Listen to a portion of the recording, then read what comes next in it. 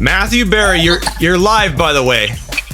Okay. This is the Fantasy Football Show with your host, Smitty.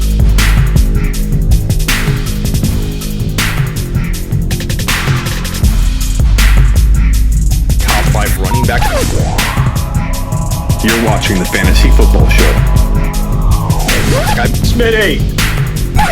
Take a lap. Appreciate you coming on. You're always like, I just started telling everybody how genuine you are. You're like the coolest dude.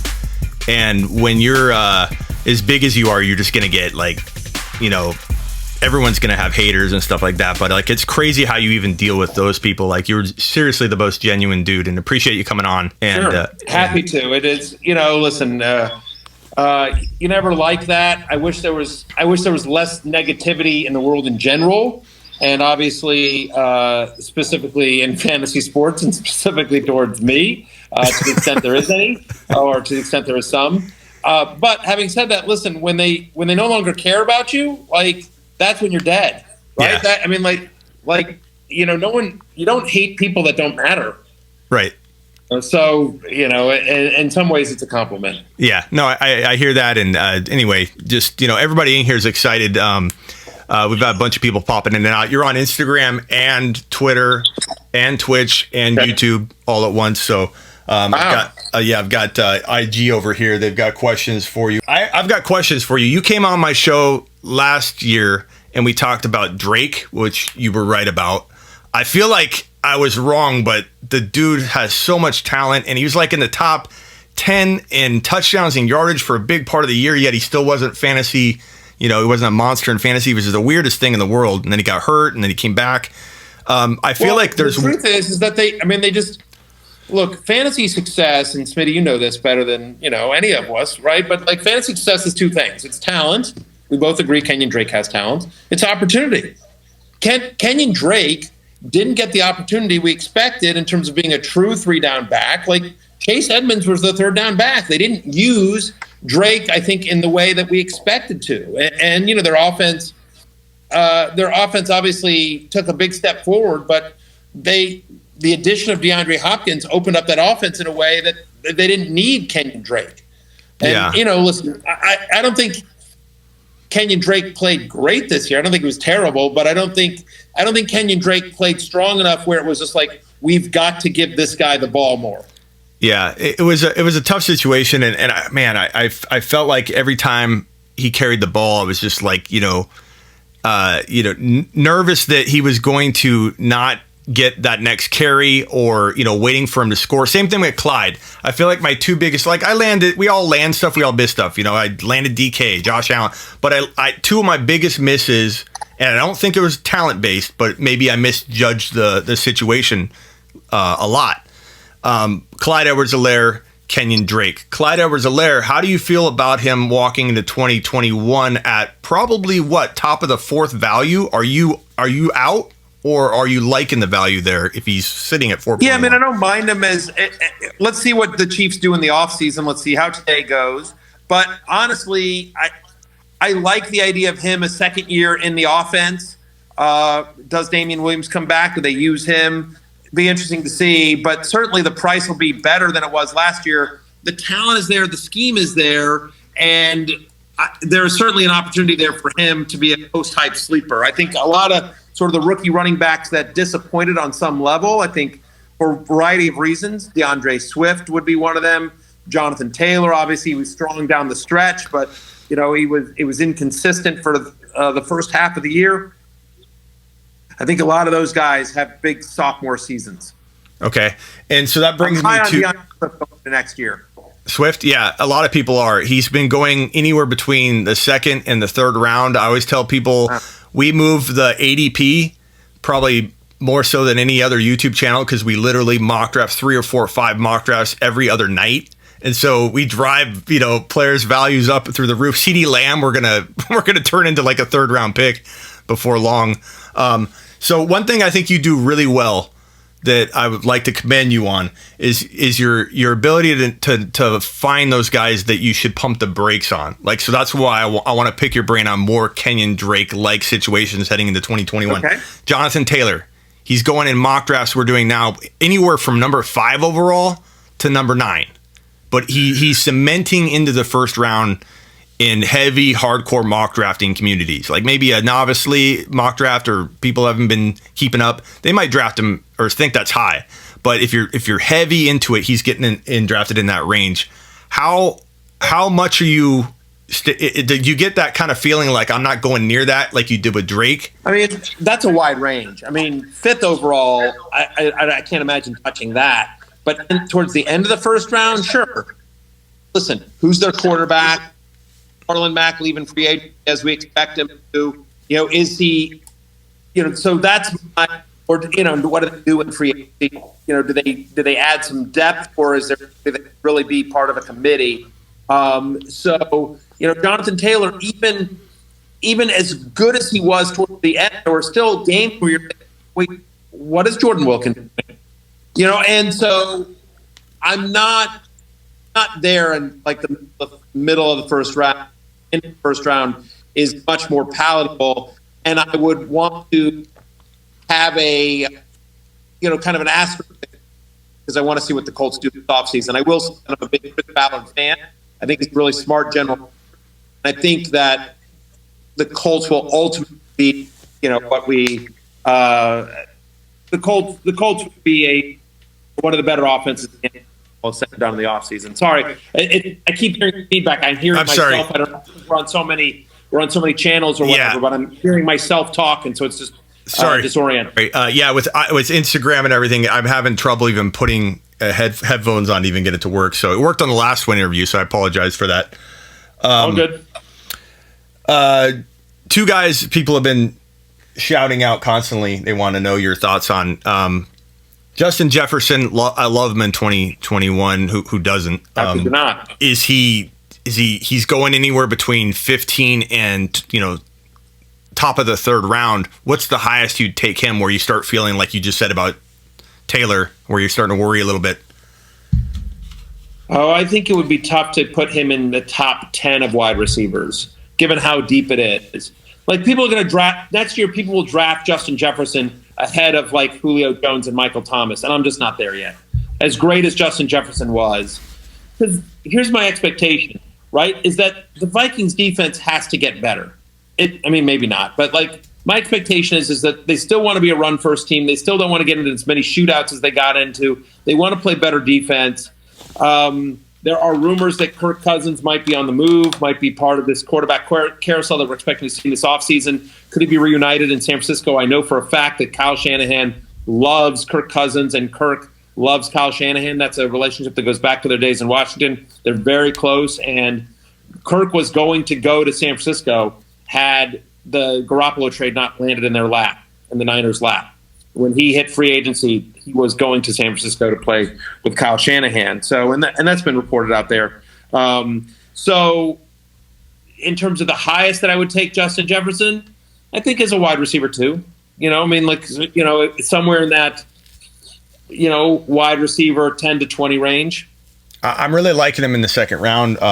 Obviously, as late as I can get him. Sure. Same thing with like AJ Brown. He's climbing into the 2nd round of mocks. Mock drafts are going to get crazy. I know it's so early. A lot of people say, how can you mock draft right now? But the people want it. So we do it often. J.K. Dobbins is climbing way too high to where I feel like I can't even own him, and I want to own him. But he's going in like the late 3rd round, mid 3rd round in a lot of early mock drafts. And do you get the feeling, does he feel Drake-like to you at that value where you're like, okay, I like him, but situation's not quite good enough? No, if you're talking to the 3rd round, 3rd round, maybe top of the 4th is what you're saying, right, for Dobbins? He's like mid 3rd. Mid 3rd. Yeah, I think that's okay because there he's your running back too, right? Unless you go Kelsey and a wide receiver, chances are he's your running back too. And again, he's another one of those guys that, we talked about DeAndre Swift. We think about Cam Akers. He's another one of those guys that I think full year coming in, we know he's the guy. Right, Mark Ingram isn't going to be back with the team, and Gus Edwards is a nice complementary player, but Dobbins is a 3-down back, and I would be very high on. I'm actually in on J.K. Dobbins next year. Okay, that's good to know. What about Ceedee Lamb? How excited are you about Ceedee Lamb, and where would you draft? Where's the highest you draft Ceedee Lamb? really like Ceedee Lamb, but again, I think he's insanely talented. We expect Dak Prescott to be back with the Cowboys, obviously, but so is Cooper. So is Michael Gallup, who came on. Like, I don't know. Like, Ceedee Lamb is one of those guys that I think might absolutely love the talent, but he might be going way too high for me, just because I do think it's going to be sort of a crowded offense. I just don't know that I don't know that we can honestly. And Zeke was hurt, and their offense was such a mess last year and so inconsistent. And Dalton comes in and then he gets hurt, and then I don't know. I think it is too hard to base anything for next year on what we saw out of the Cowboys offense this year. And when you think about how deep the wide receiver position is, get Ceedee Lamb's talent, and certainly the ceiling is there, but I'd be nervous about the floor because I think, Amari Cooper, when it was just him, and if you go back to 2 years ago, and you think about what Amari Cooper did 2 years ago in a red-hot Cowboys offense where it was really just him and Michael Gallup, Amari Cooper had a handful of games where he was single-digit fantasy points, where he just disappeared. He was a very inconsistent fantasy player 2 years ago when he was still one of the best wide receivers in the NFL on an explosive offense. So I'm worried about Ceedee Lamb's consistency, which at the level of where I'm guessing you think he's going to be drafted, I don't necessarily know that that's going to you're going to get the consistency in terms of fantasy production out of Ceedee Lamb that you're going to need for where he'll likely go in drafts based on sort of the hype and the expectations. Okay, you remember my question I asked you, I think you might remember it, where I said, would you rather have the normal number 7 overall in your fantasy draft, or would you rather have the number 1 and number 2 overall and no picks until, I think I said around 10? Or no, did I say round 7? I think round 7. It doesn't matter what you said. I got the question wrong because I said I would rather have picks 1 or 2. But I said, give me Barkley and McCaffrey, which obviously I would have finished last in my league if somebody had offered me that deal. Because honestly, pick 7 was the sweet spot, right? This year that was Derrick Henry, and that was that was like in some cases like Dalvin Cook or Alvin Kamara, depending on when you drafted, because there was a couple of days there towards the start of the year where it looked like Dalvin Cook was going to hold out. It looked like Alvin Kamara. There were concerns about a holdout, and there was concerns about a back injury. There was that whole epidural report, and so there was like 2 or 3 days where Cook and Kamara dropped further than they should, and Henry certainly was going in like the 6, 7, 8 range in the first round. So that was the sweet spot this year. Aaron Jones also went in that range, and so pretty much every running back up till then. Would you do it again though?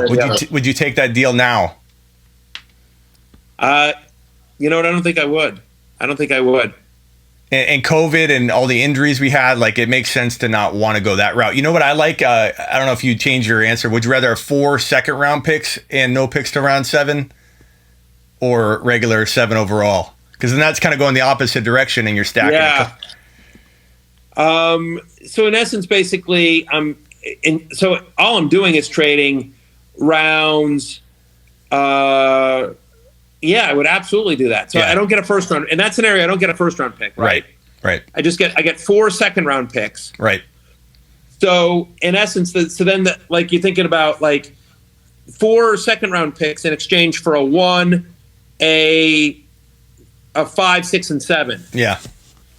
Yeah, I would do that in a heartbeat. Yeah. How far would you dial that back if I said no picks to around 10? Are you still all in because of this consistency you get on those 4? Because I'm a big draft pick trader. I do a lot of draft pick trading videos and stuff. And I've weaseled my way into 5 second rounders and literally lost all my depth. And in caution for everybody that's going to do this, you end up kind of burning yourself in terms of doing any more trading because people just don't want to trade. You're disrupting the league. But right. Would you take no picks? I guess round 10 on to have 4 first rounders or 4 second rounders. Sorry. I think it depends on the size of the league and candidly who's in the league, right?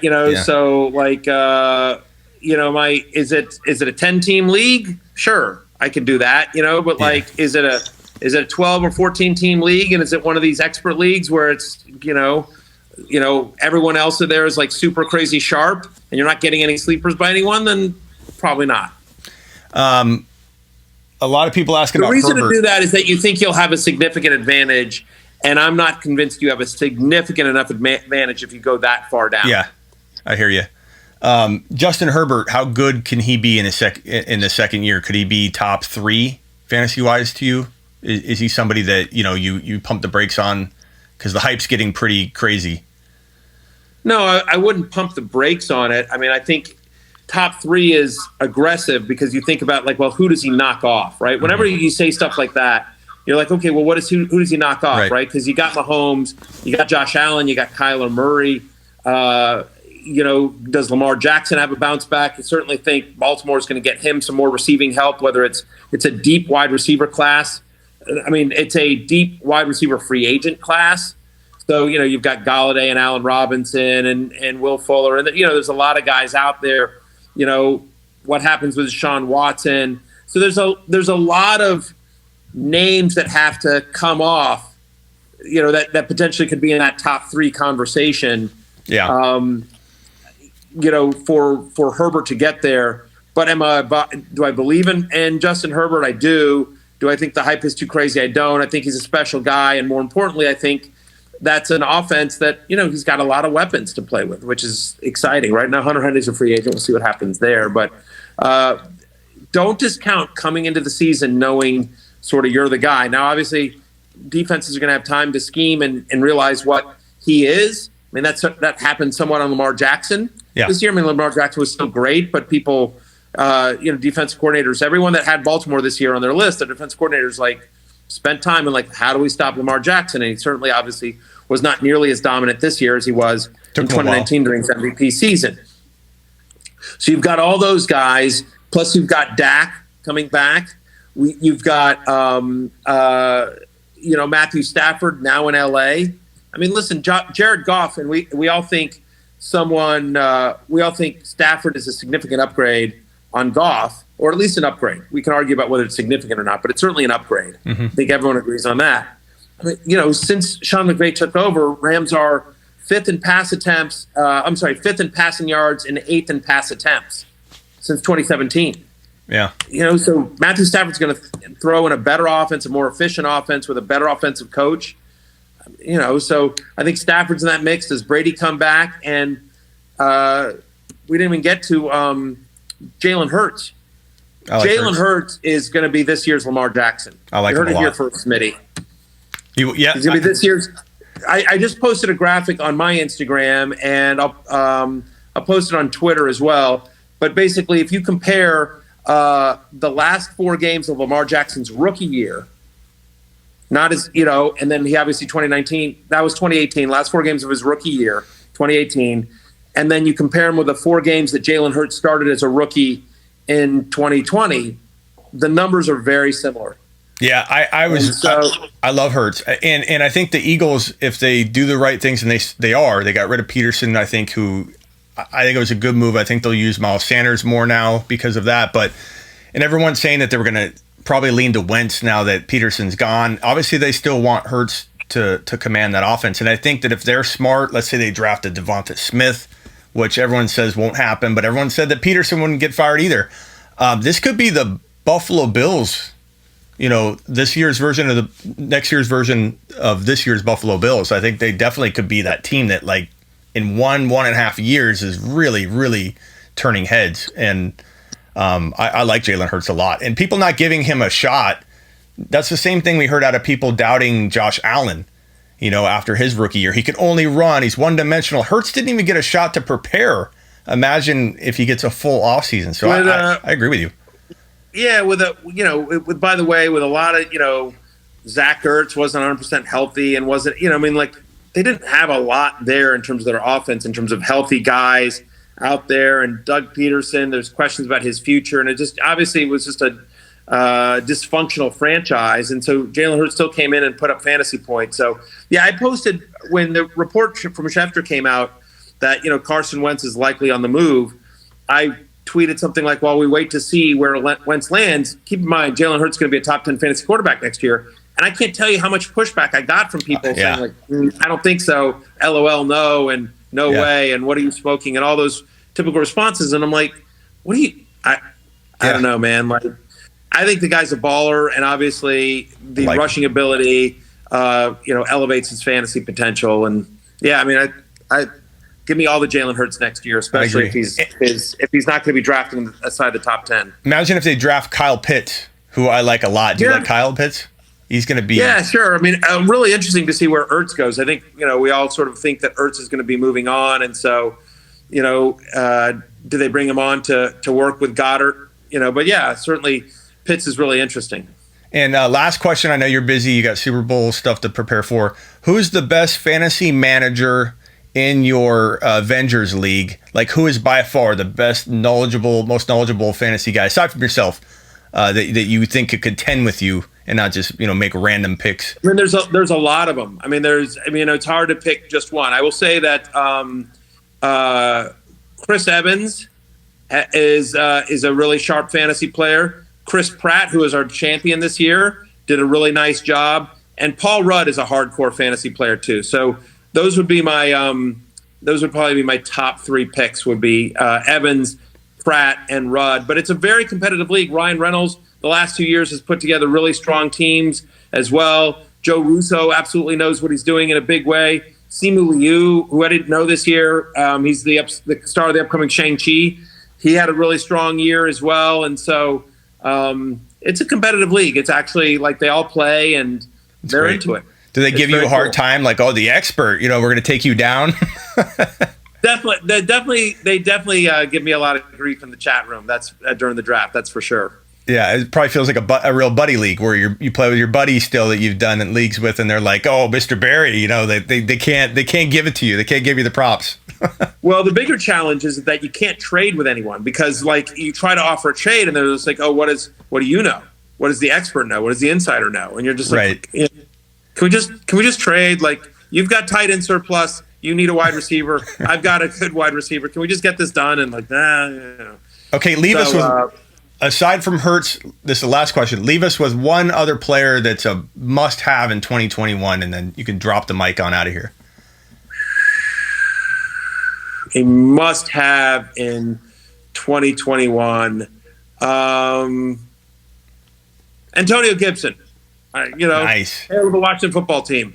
Just obviously a very impressive year, and he's only going to get better within that offense. And I know they love his skill set and his versatility. And so, I think things are finally heading in the right direction for Washington. So I'll give some love to my Washington professional football team. Go Heineke. Let's get him locked up.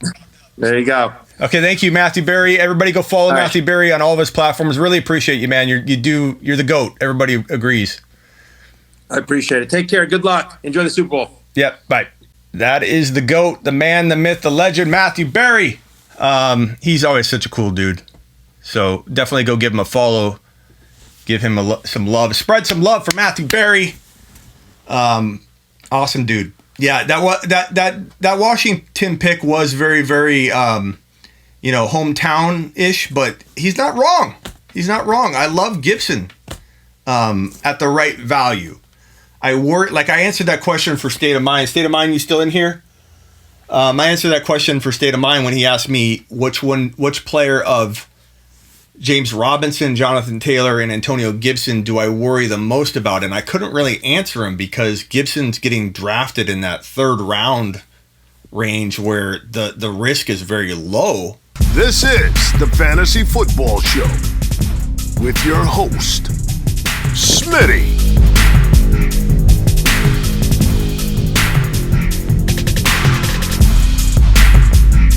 Top 5 running back. You're watching the Fantasy Football Show. Smitty.